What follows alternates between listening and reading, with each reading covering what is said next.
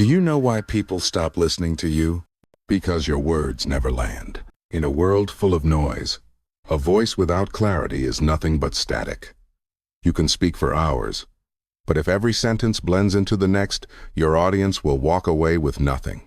They will forget what you said before you even finish saying it. And yet, there is a way to speak so that every line feels like it has weight. It begins with mastering the most underrated tool in communication: the pause. Most people think pauses make them look unsure. They believe silence is dangerous. But in truth, the opposite is real. When you pause, you own the space between your words. You give your audience a chance to breathe, to absorb, to feel. Just as paragraphs in writing make reading easier, pauses in speaking make listening effortless. Without them, your words melt into a blur. With them, they strike like arrows. Imagine a speaker who rushes through a story without stopping. Their voice is a flood, constant, unstoppable, and exhausting. The listener drowns in the sound. But then imagine a voice that speaks, stops, lets the silence linger. That silence is not empty. It is loaded with presence. It forces the listener to lean in, to wait for what comes next. That is the power you can hold when you pause. And here is the truth. People who pause more are seen as more confident, not less. The pause says, I am in control. I decide when the next word comes. The world waits for me. But the pause alone is not enough.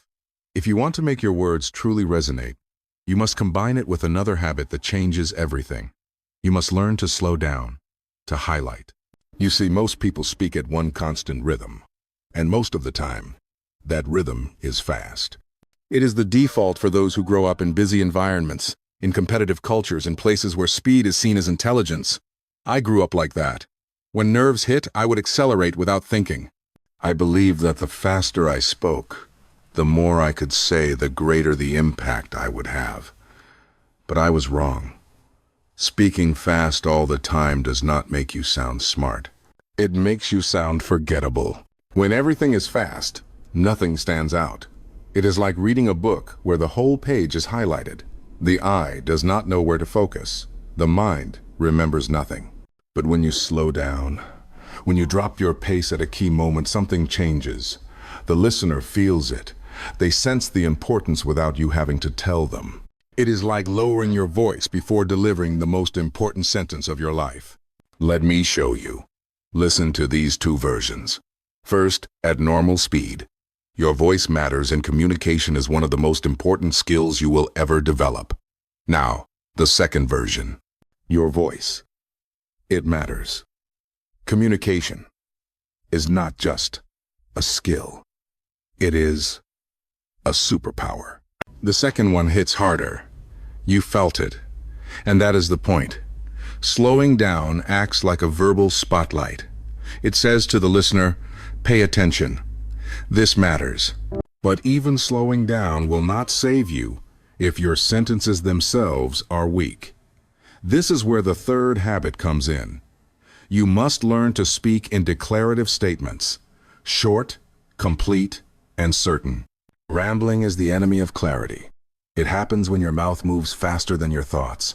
You are still figuring out what you mean while you are already speaking.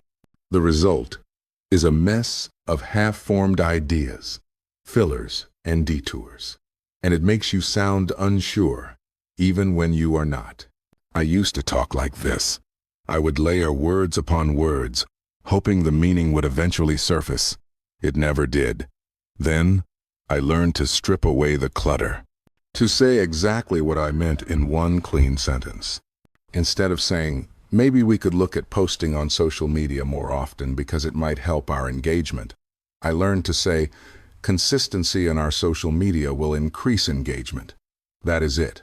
Direct, clear, and unshakable. When you pair declarative statements with pauses and a controlled rhythm, you transform your delivery. You stop sounding like background noise and start sounding like a leader. You create speech that lands, lingers, and leads to action. The pause creates space for your words to breathe. Slowing down turns key ideas into moments. Declarative statements remove doubt, and replace it with conviction. Together, they make you a voice worth listening to. And here is the beauty. None of this is about pretending to be someone you are not. It is about removing the habits that dilute your presence and replacing them with habits that let your true self be heard. Your voice is already unique. These habits simply allow it to carry further, hit deeper, and last longer in the minds of those who hear it. Pause. Slow down. Speak with certainty, and watch how the world begins to listen. The voice is a weapon. Use it wrong, and it weakens you. Use it right, and it can command a room before your words even register. The first step is one almost no one does. Warm it up. If you go from silence to full force, you strain it. Just as an athlete would never sprint without stretching, a speaker should never launch into a presentation without preparing their voice. A simple lip trill, done for just 1 minute, can open your range, clear tension, and make your voice last hours without fatigue. It may look odd, it may sound strange, but the results speak for themselves. The second step is to protect your voice when you are not speaking. This is where most people fail without knowing. They default to mouth breathing when they are silent, which dries the throat, weakens the vocal cords, and leaves them tired before they even start. Replace it with nose breathing. The nose filters, humidifies, and optimizes airflow. It improves oxygen efficiency, keeps your vocal cords hydrated, and calms your entire nervous system. You breathe over 20,000 times a day. Let each one of those breaths protect your voice, not damage it. The third step is to speak with volume. And I do not mean shouting. I mean speaking with presence, with energy that fills the space you are in. Volume is not just about being heard. It is about being felt. A strong voice signals confidence before your words carry meaning. People subconsciously connect vocal strength with personal strength. A small voice makes ideas feel small. A voice that carries makes ideas feel big, important, worth attention. Every time you speak, your vocal cords send vibrations into the air. Those vibrations tell the world something about you before the content of your message ever arrives. They say, "I believe in what I am saying. I care. I am alive in this moment." The truth is, most people play too small. They lower their volume out of fear of being too much. But in doing so, they disappear. They become forgettable. Do not let that happen to you. Warm your voice so it can endure. Breathe through your nose so it stays strong. Speak with enough volume so your words carry weight. The voice is not just a tool for communication. It is an extension of your presence, and presence is power. The first cognitive habit is simple to say, hard to master. Finish one thought before you start the next. Too many people speak like their mind is a crowded street. One idea bumping into another, shoving its way forward before the first has reached its end. The listener has to chase you, and most of the time, they will stop trying. They will check out. Think about it. You are in a meeting. Someone says, "I think we should launch next week." "Oh, and did you see the numbers on the landing page? Also, by the way, have you decided where to have lunch? You were with them at launch week?" And suddenly, you are in a sandwich shop. The mind cannot jump that far without losing something. Master communicators never do this. They start a thought, they finish it, they pause, then they move on. Each idea is a complete brick before the next is laid. The result is a wall of understanding, built solid and straight. You can hear the difference. Listen, team, we should launch the campaign next week. That is our target. The landing page needs optimization. So let us plan that today. And one last thing. I will need everyone to stay for a working lunch if we are going to meet the deadline. Same ideas, but now they make sense. The mind can follow without strain. The second cognitive habit is the one that will change the way you explain anything. Use a framework. Without it, your speech is like water spilled on a table. It goes everywhere, with no shape. With it, your speech is like water poured into a glass, clear, contained, and easy to handle. One of the simplest and most powerful frameworks is called CCC. Context, Core, Connect. Context sets the scene. It answers the why before the what. Core delivers the main idea. One main idea, no more. Connect ties it to the listener, showing why it matters to them. Let us put it to work. Without a framework, you might say, "Hey boss, we are behind. I talked to marketing. I talked to the GM. I think we need more people." Or, "We will disappoint customers because we promised them 4 weeks." By the time you are done, the message is lost. With CCC, it becomes this. "Boss, as you know, the course launch date is tight. We will need 2 extra editors to meet the deadline. This will keep us on time. Protect the team from burnout and protect the brand." Simple, clear, actionable. Frameworks are the skeleton of great communication.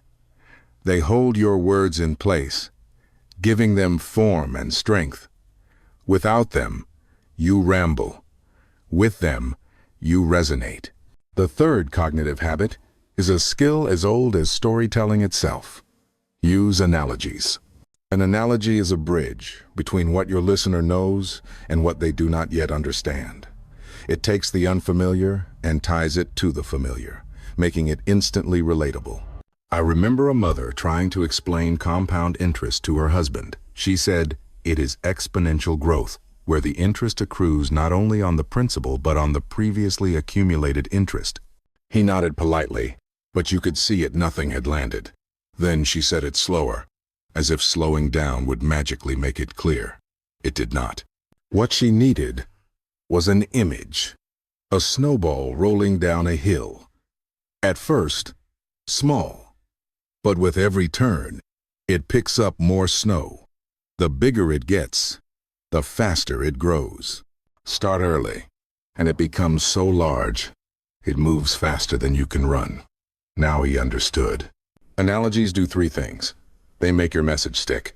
They make complexity simple, and they make you memorable. People may forget your exact words, but they will remember the snowball. They will remember you. Finish one thought at a time. Use a framework to hold your message. Build a bridge with analogies. Master these, and your ideas will travel from your mind into theirs without losing a single ounce of meaning. Because in the end, communication is not about impressing people. It is about reaching them. It is about making sure that when you speak, they not only hear you, but feel you. The first step to connection is understanding that your voice is not for you. It is for them. You pause not to catch your breath, but to give them a chance to breathe. You slow down not for your comfort, but so they can digest the weight of your words. You use analogies not to show off your creativity, but to make their understanding easier. And when you speak this way, something shifts. People stop seeing you as just a speaker. They start seeing you as a leader. Someone who does not just talk at them, but talks with them. Someone who does not just fill the air, but shapes it. Every habit you have learned so far, the pause, the slowdown, the declarative statement, the warm-up, the breathing, the volume, the structure, the framework, the analogy, they all lead here, to the moment when your words and their minds align. This is the point where you realize that great communication is not performance. It is presence. It is not about being perfect. It is about being intentional. And when you are intentional, you leave a mark that lasts long after the conversation is over. Maya Angelou once said, "People will forget what you said. People will forget what you did. But people will never forget how you made them feel." That is the compass. That is the reason you sharpen these skills. So I will leave you with this. The next time you speak, think about what they will feel when you finish. Will they feel clarity or confusion? Will they feel inspired or unmoved? Will they remember your message or only the noise around it? Pause for them. Speak with presence for them. Shape your message for them. Do that, and they will follow you anywhere. Those voices are not anchored. They drift without structure, without energy, without intention. They do not grip the mind or stir the heart. If you have followed me this far, you already know the tools. The pause, the slowdown, the declarative sentence, the warm-up, the breath, the volume, the finished thought, the framework, the analogy. 9 habits that, when woven together, form the fabric of unforgettable speech.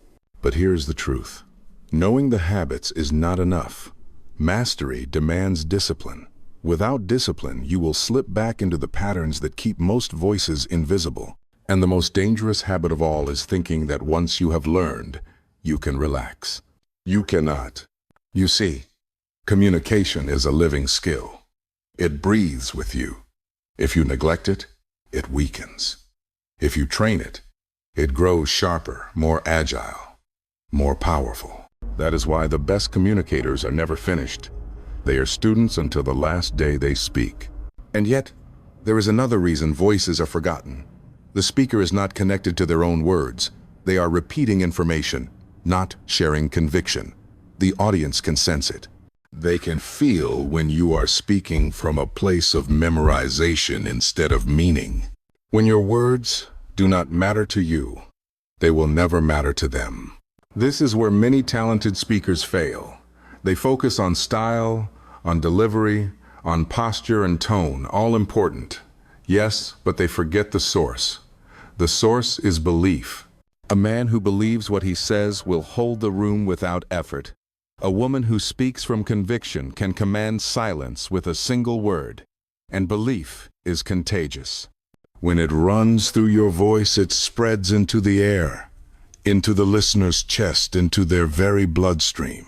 This is why the habits you have learned are more than techniques. They are expressions of care. You pause because the listener matters. You slow down because the point matters. You speak clearly because the truth matters. You warm your voice because the moment matters. When all of these habits are fueled by belief, they stop being habits. They become part of you. And when they become part of you, your voice will never be forgotten. But there is one last piece, something most communication coaches never talk about.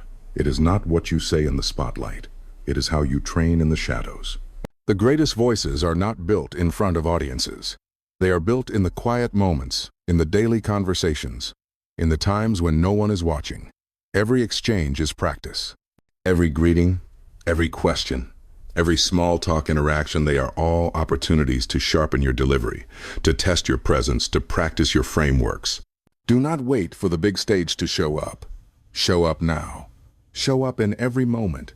Because when the day comes, when the room is silent and every eye is on you, you will not need to summon confidence. It will already be there. It will live in your voice. The difference between a voice that is forgotten and a voice that is remembered is not luck. It is intention. It is practice. It is the quiet discipline of showing up every time you speak, no matter who is listening. Lasting voices are born from discipline. Without it, even the strongest voice will fade. Discipline in communication is not just about preparing for the big speech. It is about building habits so deeply into your life that they happen without thought.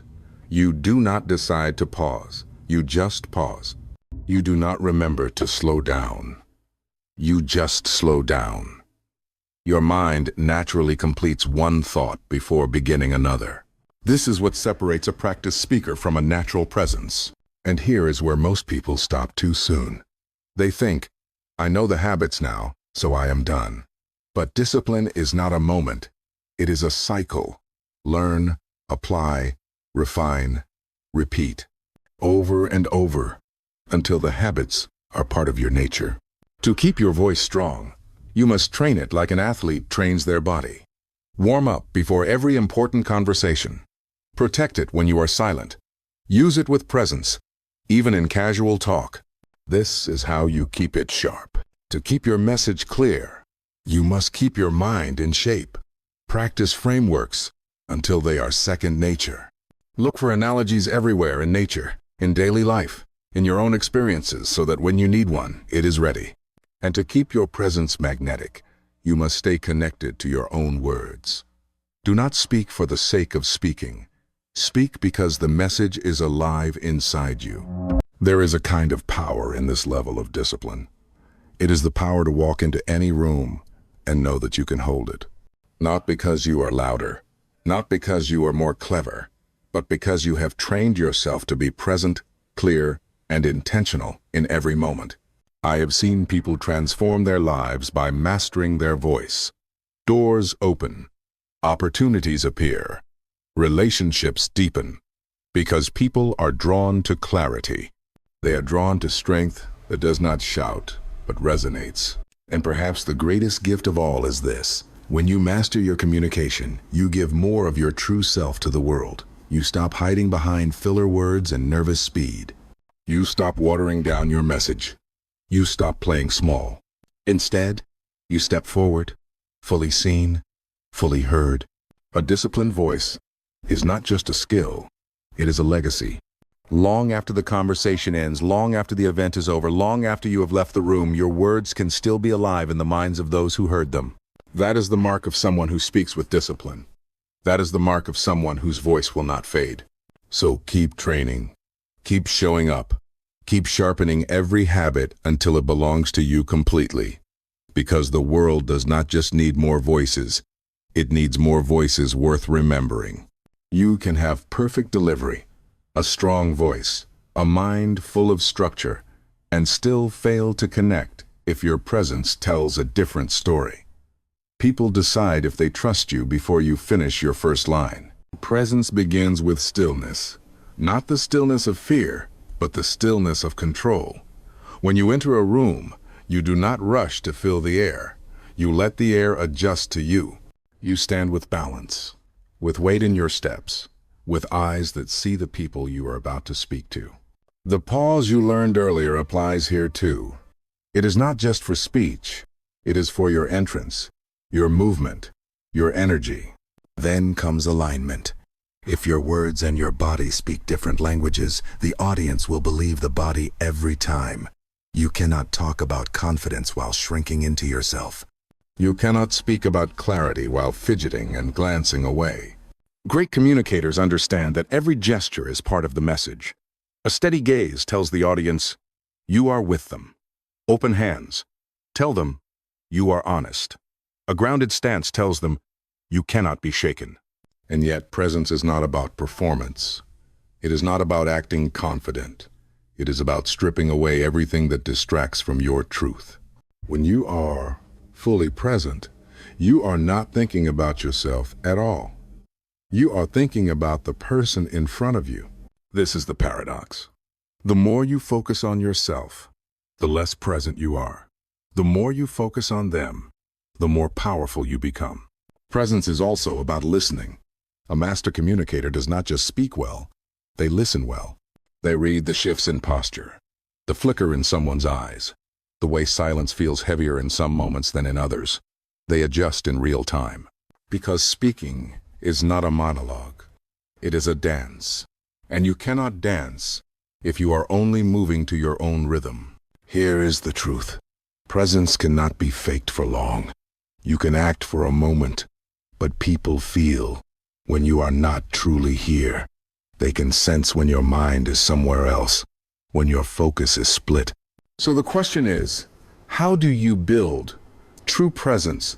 It begins in your own life. When you are with someone, be with them.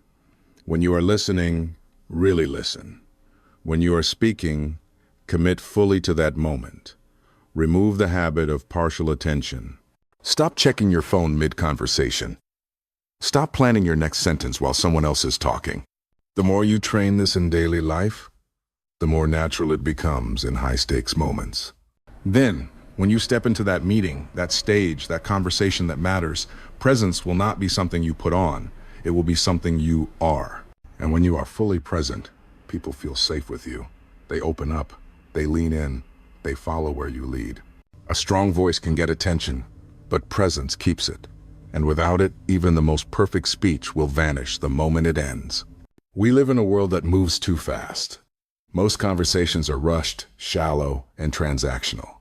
People speak to be heard, not to understand. But true influence is born when your words make someone stop, think, and feel. And to do that, you must speak to more than the mind. You must speak to the heart. Think of the last time someone said something that stayed with you. You probably do not remember the exact sentence. You remember how it made you feel. Maybe it made you believe in yourself. Maybe it challenged you. Maybe it lit a fire that had been fading. This is what Maya Angelou meant when she said, "People will forget what you said. People will forget what you did. But people will never forget how you made them feel." The habits you have learned are the tools. They give your message form and strength. But the emotion you bring gives it life. Without emotion, a perfect sentence is just a string of words. With emotion, even the simplest sentence can become unforgettable. But here is the key. Emotion is not about dramatics. It is about sincerity. You cannot fake care. You cannot fake passion. The audience knows when you are pretending. So speak from your own truth. Tell the story you have lived. Share the lessons you have bled for. When you draw from your own life, your voice carries a weight that no technique can create. And remember, influence is not control. It is not forcing someone to agree with you. It is offering them a way of seeing, a way of feeling that they choose to take with them. The most influential voices do not push. They pull. They create space for others to step into willingly. When you combine all 9 habits, the pause, the slowdown, the declarative sentence, the warm-up, the breath, the volume, the finished thought, the framework, the analogy with presence and sincerity, you become more than a good speaker. You become a voice people trust. And trust is the currency of influence. Without it, nothing lasts. With it, even a few words can change the course of a life. So when you speak, ask yourself this: am I just filling the air? Or am I planting something that will grow in their mind, in their heart, long after I am gone? Because the final layer of influence is not about how well they remember your words. It is about how much they carry your message into their own life. But here is the truth. Every time you speak, you are shaping how the world remembers you. Every sentence is a brushstroke on the canvas of your legacy. The 9 habits you have learned are not tricks. They are tools for revealing the strongest version of yourself. The pause that commands attention. The slowdown that makes your message land. The declarative statement that removes doubt. The warm-up that protects your voice. The breath that sustains you. The volume that carries your presence. The finished thought that respects the listener. The framework that gives clarity. The analogy that makes the complex simple. When you master these, your voice stops being background noise. It becomes a force. It becomes something that people seek out, something they remember, something they repeat to others. But mastery is not the end. The question is, what will you do with it? Some will use their voice to lead, others to teach, some to inspire, others to heal. There is no single path, but there is one responsibility: to speak with intention. Because when your voice is strong, people will listen. And when they listen, you have the power to plant ideas, ignite change, and move hearts. Do not waste that power. Do not use it carelessly. Words can build or break. They can lift or crush. They can light a fire or pour water on it. Your legacy will be written not only in the big speeches, but in the everyday conversations, in the way you encourage a friend, in the way you give feedback to a colleague, in the way you answer a stranger's question. Every moment is a chance to leave something better than you found it. So ask yourself this: if my words were the last thing someone heard from me today, would I be proud of how they carried me? Would I be proud of what they left behind? Because that is the weight of a voice. It does not just pass through the air. It leaves something in the room, something in the person, something in the world. Your voice is not just yours. It is a gift to every person who hears it. Treat it like one. In that moment, every pause you have practiced will steady you. Every slowdown will guide your emphasis. Every declarative statement will anchor your authority. Your warm-up will keep your voice strong. Your breath will keep you calm.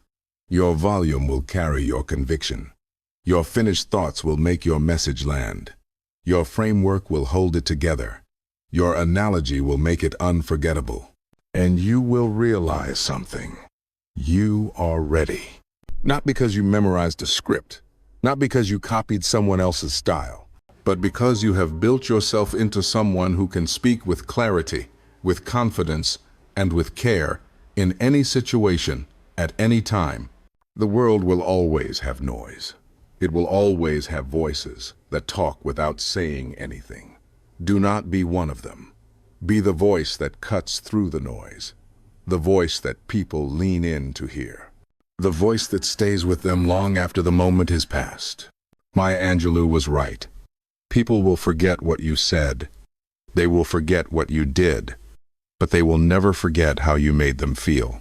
So speak in a way that leaves them feeling stronger, feeling braver, feeling seen. That is the work of a true communicator. That is the work of someone who knows their voice is not just sound, it is an instrument of change. The time to step forward is now. Not tomorrow. Not when you feel ready. Now. Because the world is waiting to hear you. And when you speak with the full power of your voice, it will never be the same again.